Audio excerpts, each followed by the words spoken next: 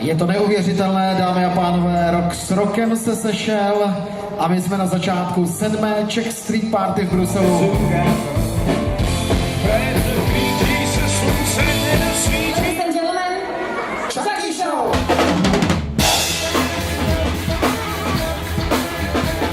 Exkluzivní hudební host letošní Czech Street Party v Bruselu. David Koller!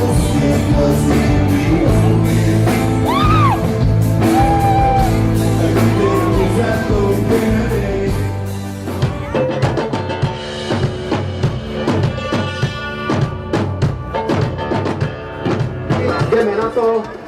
3, 2, 1, start! Vrchní putní běžíme! No to všichni známe melodie, křížníci už jsou na druhé straně a je to tedy velké tempo. První květnový víkend roku 2014 je v Karlových Varech ve znamení zahájení lázeňské sezony. Letos si připomínáme 220.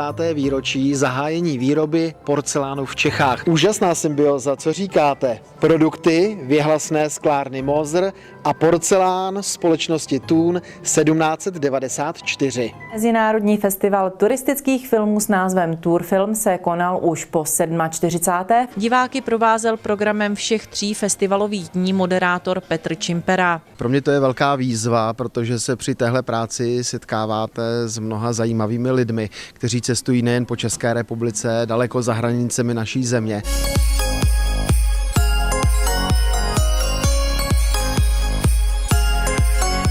Já společně s panem moderátorem Petrem Čimperou půjdu společně k tomu obrovskému dárku. A pak by mohli vlastně kluci a holky po celou dobu tam vkládat svá přání Ježíška.